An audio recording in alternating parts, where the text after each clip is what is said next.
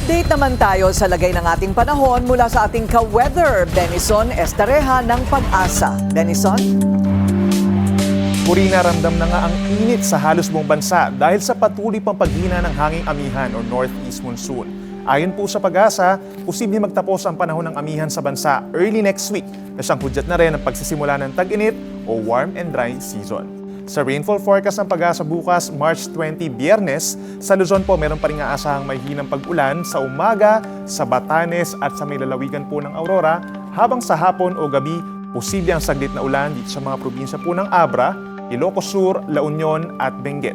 Sa ilang lugar dito sa Luzon, kagaya sa Metro Manila, madalas pa rin maaraw lalo na sa umaga pero posible naman ang pagkulimlim sa dakong hapon.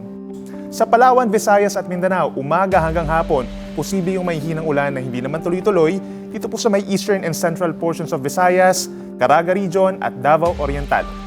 Yan po ay dahil sa easterlies o yung hanging silanganin. May dadaang ulan naman sa hapon sa natitirang bahagi ng Visayas, dito rin sa may Zamboanga Peninsula, Northern Mindanao and Davao Region. Habang sa mga magdaraos po ng Idil Fitir, bukas sa Bangsamoro Region and Soxargen, maaraw na panahon ng iiral at maliit lamang ang tsansa ng ulan. Ngayong long weekend hanggang Lunes, patuloy po ang epekto ng easterly sa bansa at wala pa rin aasahang delikadong pag-uulan. Gayunpaman, mag-ingat pa rin sa mararanasang init kagaya dito sa Metro Manila at Metro Cebu hanggang 32 degrees po pagsapit ng tanghali. Habang dito sa may Metro Davao, from Saturday up until Monday, posible ang 34 to 35 degrees na maximum temperature. Ugaliin ang pagbaon ng tubig kung lalabas ng bahay at umiiwas sa direktang sikat ng araw sa tanghali.